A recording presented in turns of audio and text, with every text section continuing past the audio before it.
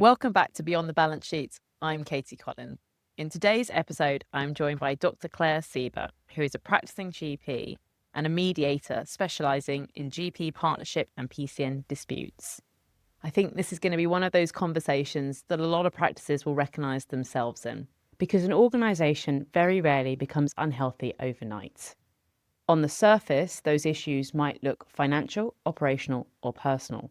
But in reality, underneath, they're much more about fairness, trust, and communication. And that's why I really wanted to speak to Clare.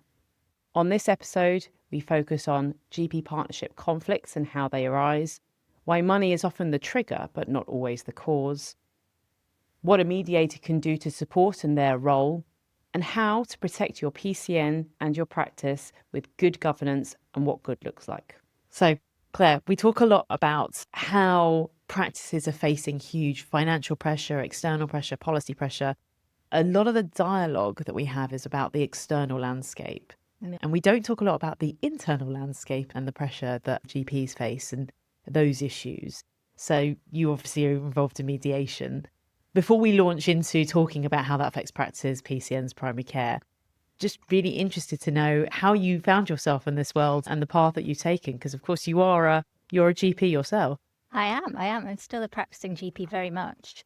And it is an interesting one. Of course, I didn't wake up one day and think, oh, I know, I'm going to be a mediator of GP disputes. That would be a bit weird. Just a case of kind of luck and right timing for certain things. I probably got into it mostly by working for LMCs, and they have a kind of informal role providing pragmatic support to practices about all sorts. But I enjoyed the work I was doing with practices that had some sort of conflict going on in them. And that kind of piqued my interest. So then I did a law degree. There's a story behind that I won't go into. And then thought, I know, I'm going to properly be a mediator of these disputes and do something a bit more in depth than an LMC can do. So I became trained and accredited as a mediator, and then I've been doing that about 5 years now for practices across England. Wow. Lots busy. You're a GP, you've got a law degree, mediator. Wow, yeah, amazing. So when you go into a practice or a PCN, and obviously they've called you in for a reason, as you say, there's a conflict, what's usually the first thing that you see? What are the warning signs that have been brewing under the surface? Yeah, the warning signs can be quite subtle and so can be missed. And so sometimes I'm not instructed until things have got terrible. But warning signs might be simple things like people being off sick, or people not coming to meetings anymore, or not talking in meetings anymore, or maybe dialing into a meeting rather than attending in person. Sometimes the clinical performance of those people can be affected, complaints might be going up. And then when it sort of escalates, the warning signs are less subtle, and we've got the impact on the rest of the team, the impact on practice profits that I'm sure with practices that are in a dispute, the effect on the CQC rating. I once spoke to a CQC inspector who was a former solicitor who told me that she was going to decide to sack off the CQC and she was going to become a mediator of partnership disputes, because in her experience of investigating and looking into practices, she'd realised that there were so many disputes she'd probably make a better living doing that. So off she went. So it's everybody can see it and feel it. Yeah, it's very interesting. From the Ramsay Brown perspective, I mean, we obviously see a lot of that brewing. But some of those things you said in terms of the sort of symptoms of there being a problem, they seem quite normal things on a day-to-day basis that potentially could get missed. And so what do you think the underlying issues come from? Because those are the symptoms. What's the actual issue underneath, do you think, that's been brewing? Yeah, there's a kind of faux actual issue, and then even below that, an actual issue. So I might be instructed and I'm told that there's a dispute about money, or dispute about workload, or a thing that's happened, let's say, a decision that's been made that's then being redone over and over again. But then underneath that, there's a kind of wider issue. And when I dig into that, that almost always tends to be a difference, in the partner's values, their approach and their style, either to running the business or delivering the clinical work, and a complete clash. There is no shared values or purpose and people are looking to take things in a completely different direction. Yeah. As I have said to you before, we always advise when someone's looking to go into partnership about having a shared ethos. I think that's so important, and we focus a lot on the sort of external factors. I think money is definitely a big part about that. Obviously, we see a large portion of that as accountants, of people talking about money. But actually, the values and the ethos of how you run your practice or your PCN are really crucial to who you're in partnership with. Absolutely. And your values don't change. If you're somebody who's very driven by patient care and maybe at the expense of profits, which some partners are, they're not going to wake up one day and change their mind and deliver a service only if it makes a certain amount of profit. And that's because of who they are and their whole life until that point that's made them approach life in that way. Yeah. We talk a lot about money with clients. Obviously, being accountants, that's generally why they start to approach us. Do you think that often there's a big focus on the money as part of disputes, and that's a currency, if you will, for talking about something else? It is a currency for talking about something else. And ultimately, sometimes when I'm getting close to them settling their dispute, the money might come back into it as well, and the sort of calculators come out. But I also see money factoring in at the moment in that things are quite tight. And so when things are tight financially, we're less likely to forgive and allow our partner's way of working that we might otherwise have been happy to just accept when the going was really good. The other interesting thing I see as well is sometimes a partnership where the partners have regrettably accepted that they are very different, and actually, ideally, they wouldn't be running the business together anymore, but they're trapped because of the money. Perhaps there's some negative equity stuff going on, or perhaps they're so high earning that all of them accept that nobody's going to leave. Yeah. It's all the golden handcuffs, isn't it? Exactly. Effectively, you end up chained to seeing that. Definitely, I think that's something. Although, to your point, I think we're starting to see that the divide in GP partnerships where some are maybe more profitable, but a lot of them, as you say, money is a lot tighter now. And I think that brings out other issues that people have. We often see a gap, particularly where you might have a more experienced or more senior partner whose kids have grown up and they've paid off their mortgage versus someone who's a younger partner with young children and very high bills, and the pressure around how they deal with the money, it's very different, and that can cause a conflict. It is. And ultimately then you've got two partners who are looking for something different out of the business at that point in time, haven't you? Yeah.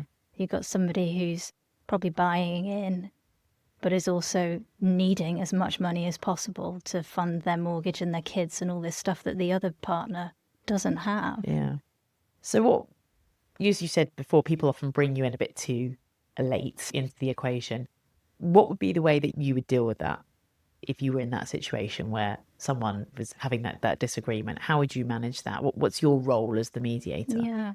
I suppose my role as a mediator doesn't change regardless of what stage I'm instructed, whether it's early on when people are beginning to sense there's an issue, or whether it's very late and they're already litigating against each other. My approach is the same.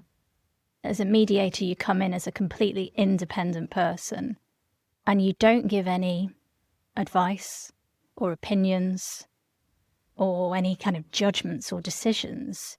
You get the people together agreeing some sort of mutually beneficial solution to the problem. That sounds very simple, and there's hours and hours of time with the people that goes into that. Lots of therapy, lots of listening, lots of coaching. Because often when people are in a conflict, they're so stuck on how they're feeling, and maybe that they're feeling very right and that they think the other people are wrong, that they haven't thought about the ways out and what they'd even want. And sometimes, because GPs are GPs and clinicians, they're not aware even of the options and what are the potential ways that this can be resolved from a commercial business point of view. So there's all of that sort of coaching and suggesting of things and preparing people for what the other party might be thinking, and then bringing them together once hopefully they've done a bit of healing and feeling listened to by me in a position where they're ready to move forward a bit. A lot of it is just about listening. It's at the core of a conflict of people who don't feel heard, generally. Yeah. You've raised a point there around the business side of things and the clinicians. I think, and going back to the money, we sometimes forget that this is actually a business. And in most businesses, of course, they have a very clear framework. And in the private sector, especially if you're a company, you'll have an articles of association.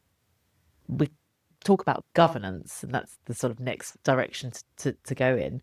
But do you think that there is a link between conflicts where they escalate and the lack of governance that surrounds the partnership? Absolutely. Without a partnership agreement or a decent partnership agreement, or one that's been signed by everyone is therefore valid, there's a whole lot more to argue about.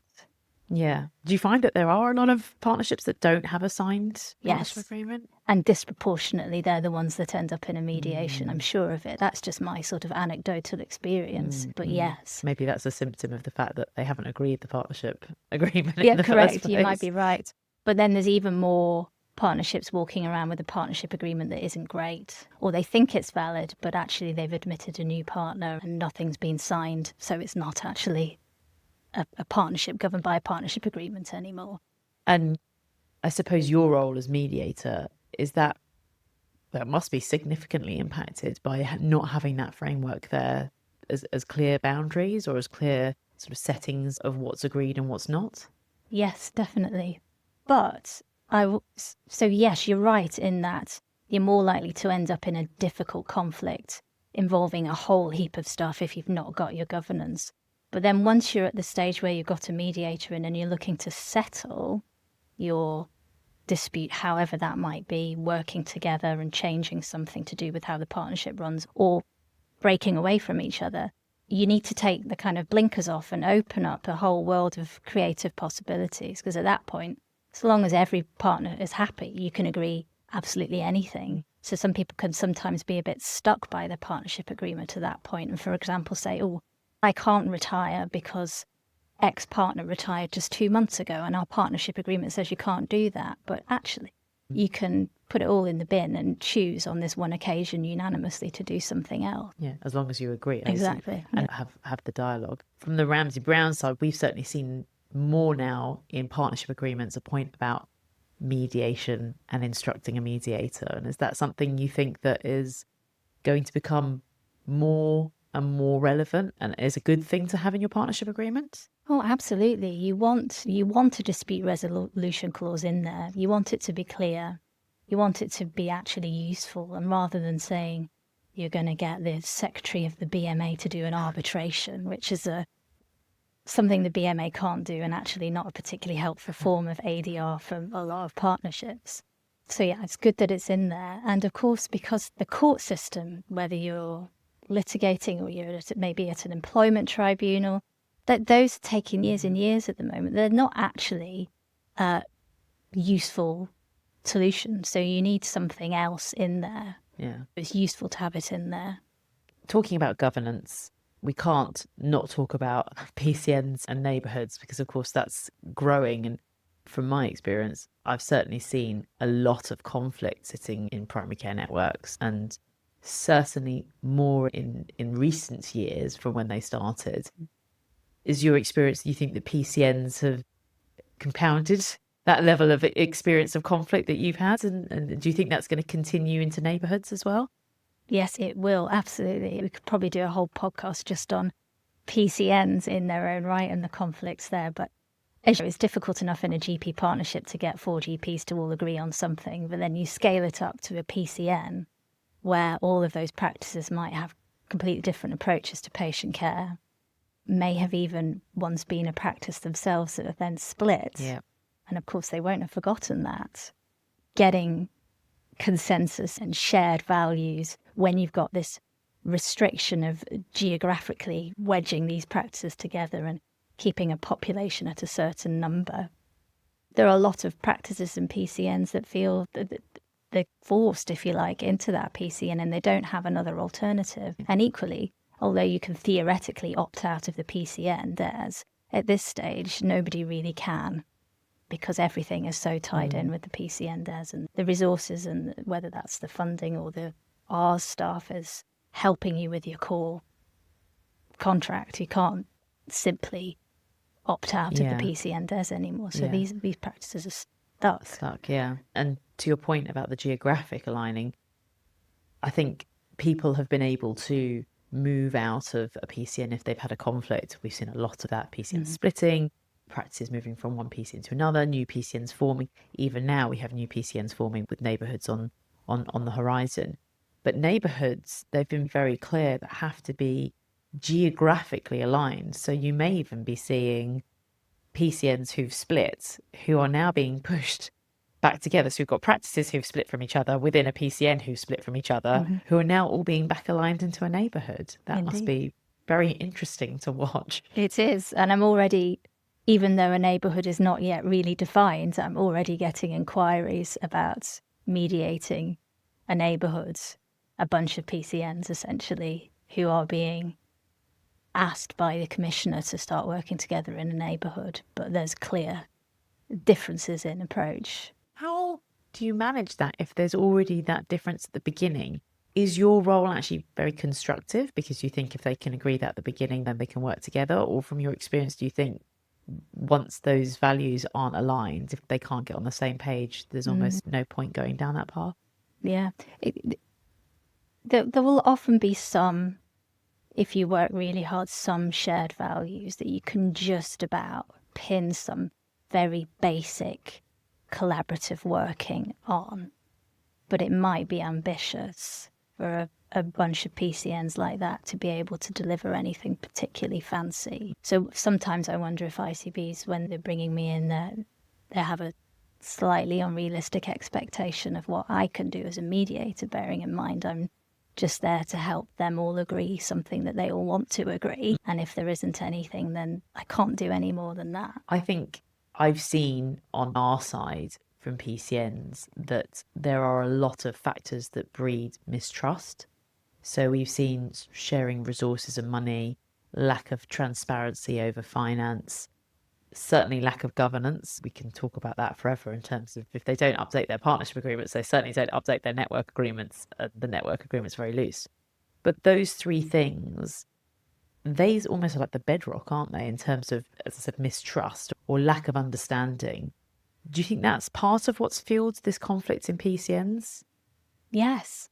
Ultimately, in conflict, a conflict that's been handled or somehow become destructive rather than constructive is because you've got not enough trust, perhaps no trust. And trust is a difficult thing to grow. Words alone, you have to, it's actions and behaviours. So it's nothing that can be built up quickly. Sure, you can start somewhere with some well-meaning words and intend to follow them through, but until those have been followed through, the trust won't grow, and therefore the conflict won't be handled particularly constructively, and the PCN or the practice won't achieve great things. Yeah.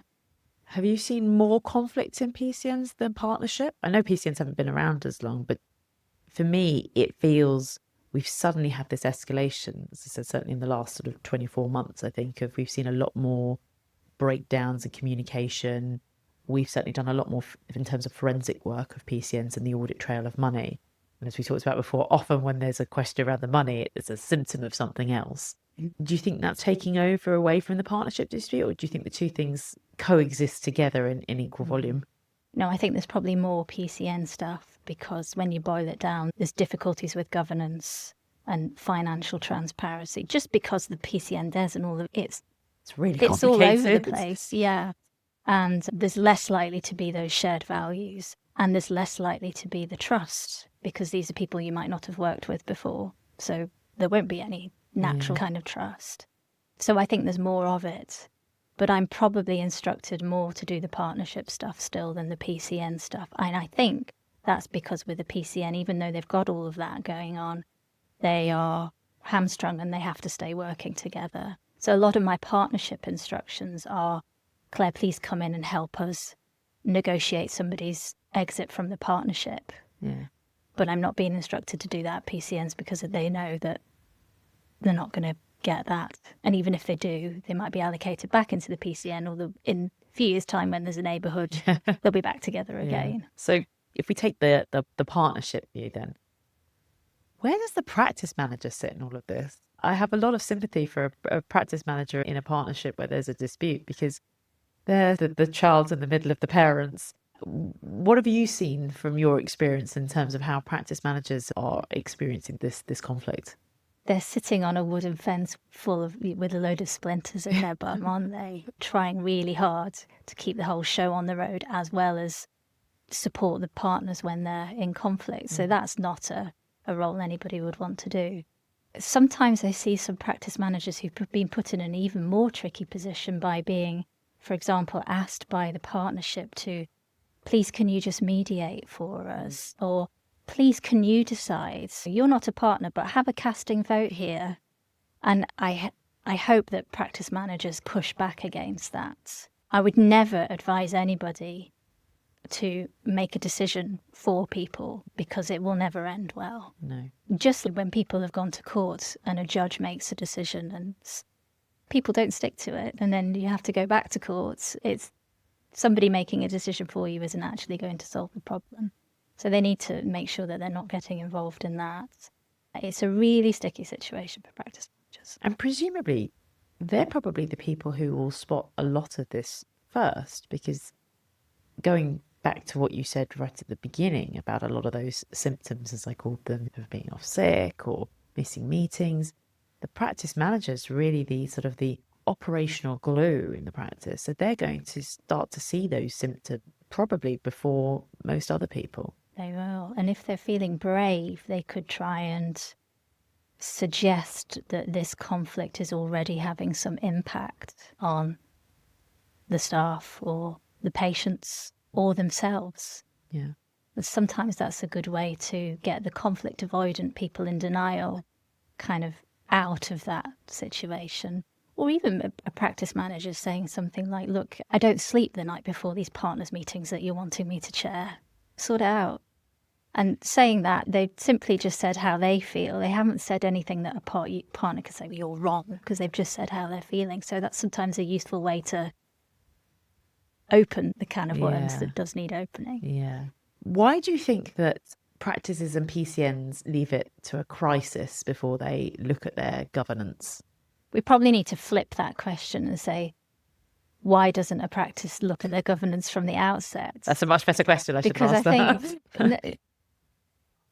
Because the only reason they're looking at it in a crisis is because they didn't look at it in advance. Unless they're looking for the governance to somehow solve their problem, and you can never solve a problem, like I talked about earlier, through any other means other than everybody sitting down and trying to agree it together. A governance document isn't going to save it. A rule book will still be broken by people who are feeling like they're doing the right thing. It's not implementing a rule at that point. It's too late. So why aren't people doing it from the beginning?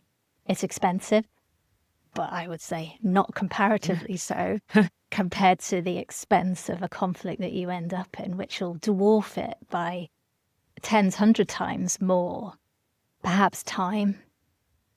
I'm sure that's a big factor as well. I think time is. And I wonder if people always also generally are probably quite optimistic on the assumption that they hope everything will just be fine, and they're doing their day jobs of seeing patients and doing all the other things that they have to do. And of course, when the crisis hits, suddenly then you reflect back and say, why did it happen? Where could we have stopped it? But of course, actually, as you say, let's flip it around. We should be doing that first to stop the crisis happening. Yeah. I think there's a bit of naivety and ignorance there. So the naivety about everything's fine, therefore we don't need a partnership agreement, and then the ignorance of how destructive a partnership or a PCN conflict can get and just how expensive it can be to resolve. So on that naivety thing, I hear it a lot. Oh, we don't need a partnership agreement because we get on really well. And what I try to say to that, my kind of argument back is, by saying that you're not having a partnership agreement, what you are signing up to is a partnership agreement. It's the 1890 Partnership Act, which is the most basic crap partnership agreement that there is out there. Nobody can retire. No. You can't expel anybody, even if they've done something terrible. Everybody shares everything equally.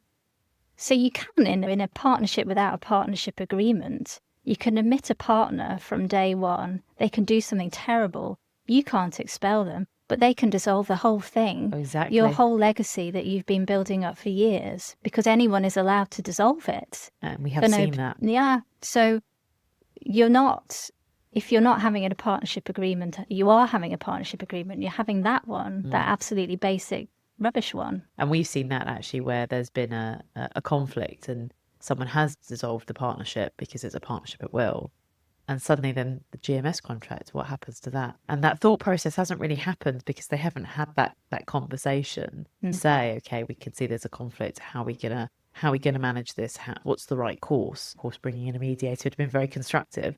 And instead the partnership's been dissolved and everyone's left saying, what happens to the patients? What happens to the GMS contract? And that's not a place that you want to be in, especially if it's been your life's work. Correct. Yeah. And I don't think many GPs fully appreciate that. That's the kind of ignorance piece. It's not our fault. We're not lawyers. No, well, we're not meant to know this. Not all of us. Just a law degree. I never went further than that. But yeah, it's risky not having things set up from the beginning. Absolutely. It's well worth every single penny. Yeah, and it will cost you more in the end, as you say. Is there any advice or guidance that you would give to partners of how to help their practice managers in that situation? The most helpful thing they could do is probably allow their practice managers to stay as neutral and out of it as possible. And that's helping themselves as well, because your practice manager is your employee and you need them to be doing a really good job and to be feeling okay at work. Otherwise, your practice is going to go down the pan anyway. So not getting them involved. Minutes of meetings between partners that a poor practice manager might be chairing can be a source of kind of tension. Yeah. And the practice manager can then get dragged into it. Oh, I didn't say this, or that's not what I meant. So sometimes you can revert to simple transcriptions and stuff like that of a meeting to keep the minute taker and the chairperson protected from the dispute. Absolutely. That's fascinating, because we see in a lot of PCN disputes often there aren't minutes or decisions get made and they're not minuted. And that's often where the conflict starts to arise. And as you say, I didn't say that way, yes I did, or I didn't phrase it that way, or that's not what I meant. And you can see that then the poor person who has taken the minutes, or if there aren't any, but if the person who has done it suddenly feels they're responsible for that situation. And actually, as we've said, it's a symptom of a much wider issue. It is, yeah. If we flip that and say, what does a really well-led organisation look like? So we talked a lot about the issues that we've seen. Where does a really smooth running organisation or practice or PCN, what does that look like? I suppose I haven't really come across those in my mediation work, but of course I'm a clinician and I locum. So I go to a lot of practices, so I'm mainly drawing on that experience. And then just thinking about the polar opposites of the stuff I do mediate. But you need partners who are completely aligned on their vision and their values, and you've got a clear plan of where the practice is going, say in the next year and the next 5 years. What are we doing with our list size? What kind of services are we interested or not interested in? What's our succession planning for various people? That sort of stuff. And then well governed, so a really good partnership agreement signed by everybody, covering everything that the practice does, written fairly recently by a medico-legal specialist who knows all the things to include that sometimes come out of the woodwork in a dispute that you'd never think of in advance, but they will. I'm really pleased you said that, because I think it's really important to have someone who understands exactly how GP practices work in the sector. So I think that's totally true. Absolutely. Yeah. Well managed financially with an ASMA or otherwise accountant. Yep. With good, not just leaving it all to the end of the year and then see what's happened in retrospect this year, but regularly keeping an eye on the money. Having productive, functional meetings that are well chaired with nice agendas, decent minutes, and decision making being recorded properly, even to the level of we had a vote, it was unanimous, that kind of stuff. Yeah. All of that really eliminates the chance of a conflict and also the kind of scope of a conflict if there is one. I can't say how important that is. And then people communicating regularly. Just about nothing. Yeah. Regular kind of communication, coffees in the morning are a great way to build trust and handle conflict constructively and therefore not end up with me. That's a simple one. Yeah. Do you think you can have a clinically excellent organisation that is not organisationally healthy? No, I've never seen one from a clinician's point of view or a mediator's point of view. I wonder if a patient would see it as well. My gut feeling would be yes, even a patient would be able to pick up fairly quickly whether it's a well-run partnership level practice or not, just from their experience of the. That's why it's so important to have all of those steps you've just mentioned, because of course all of this has a knock-on impact at the end of the day on the patients. And as you alluded to earlier, there's a relationship between, possibly a correlation between CQC rating and what's happening in the partnership, and those two things are linked. So obviously it affects the whole running of the practice, and in turn, of course, the care that then the patients get. Yeah. At what point, Claire, is the best time for someone to reach out to you? Let's say someone's listening to this now and thinking, wow, this sounds a bit familiar. I've noticed that one of our partners has been off sick and not coming to any meetings. And when they do, they only come on Teams, and they've been very distant and not saying anything. At what point is a good time to start thinking about talking to a mediator and also bringing in other people as well, like solicitors, accountants and other professionals? You could say I'm biased because I'm a mediator myself, but I'd say this, to reach out for help, it doesn't necessarily mean to come to me, but I would say to that person now, but it's never too late. You could be going to court tomorrow and it's still worth having a mediation because you can settle.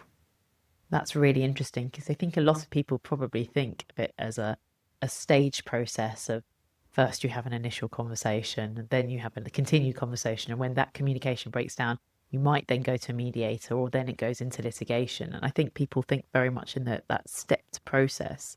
And of course, what you're saying then is actually it's more fluid than that. It is.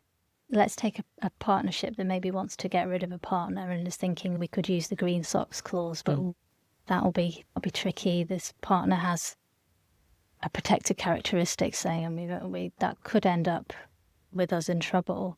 You could do a mediation there. You don't need to do the green socks and wait for the challenge. Yeah. And then everybody's spent months and lots of money on solicitors before then coming to a mediator. You still can, of course, but you could do the whole thing from the beginning and have a confidential, without prejudice discussion, which is what a mediation is, with me there helping you and saying, look, you're not a good fit, regrettably. We do have the green socks clause, but that's not going to be great for either of us. Please, can you leave with, and let's arrange something that works for you. I wonder, is it that maybe people don't have the confidence to air that conflict? And that's really where your role comes in, is actually that sounds like a very reasonable conversation, much more pleasant than going to court or having to use a green socks clause. Do you think that maybe that's it, that people have that discomfort with having that conversation, and that's where the mediation is helpful for them, to give them that room to be able to have an honest and transparent conversation? Yes, it's uncomfortable, so of course we're not going to want to do that. But equally, I don't think people know that mediation does give you that opportunity. I think people think that we must, if we're going to do this, we've got to do it formally and use our green socks clause. They're not aware that there's this option. And there's fear as well. That could go wrong, potentially, but not really if you do it in a mediation, because it's without prejudice. So what that means is that if it all goes wrong in the room and the person storms out never to be seen again, which in my 5 years of doing this has not happened even once, but if they did, because it was without prejudice and confidential, they can't do anything with it. Go to their lawyer and say, oh, they tried to remove me. And I think that's very interesting that you've never, in your 5 years of doing this, actually had that experience at all, because that does actually show that when you get into the room and you have that conversation, actually more often than not, when you air the conflict and have the transparent conversation, that actually you can mostly reach an agreement. You can, yeah. And of course, I don't just land people in that room. I've spoken to them all for hours in advance. They planned it. The heat's come out of it. The other person has prepared that will come up. Most people sense it anyway, but a mediator can drop pretty strong hints and prepare people. So it's not just like you kind of plot people in there cold, because that could then go wrong. But the process of doing the mediation means that's as soft a landing as it can be. So finally, let's take a sort of a practice health check, if you will, a fictional example. Let's say we have a practice, times are tough, list size has been suitably cleansed, and income is very topical. Income is falling. We have two partners, an older partner who's been there for a long time, is ready to retire or thinking about retiring, wanting to slow down, quite happy with the status quo. And we have a younger partner who's very ambitious, can't get things moving, has a lot of financial pressure, maybe wants to take more drawings out to deal with the cost of living. And we start to see this tension building. What would be your first step in how you would manage that? Yeah, as a mediator. So that my approach would probably be very different than, say, somebody coming in doing a facilitative piece of work. So I would speak to each partner for hours and hours confidentially first and just letting them offload. And so I can really understand them and the business and how they like it to be and their kind of clinical styles and that kind of stuff, which I can relate to being a GP. And ultimately then you've got to start, once you start getting them together, right at the very basics, the values bit, the piece about what is the purpose each of us feel of this practice, and see whether they do actually have any common ground between them. And you might expose the fact that there isn't any at the moment at all. But that's uncomfortable. But if that's actually the truth, then you need to expose that. And then they need to say, okay, what are we going to do? Do I want to stay here with this person who wants to take this in a different direction? Maybe they have said that they're going to retire in a few years, and therefore that helps me to decide that, okay, I will stay. Or maybe actually they're not for 5 years, and that's too long for me to carry on like this with somebody that's taking it in a different direction. And people might choose to go their separate ways. But equally, there might be enough that you can help them come up with a shared plan of how they're going to run their practice for the next X number of years.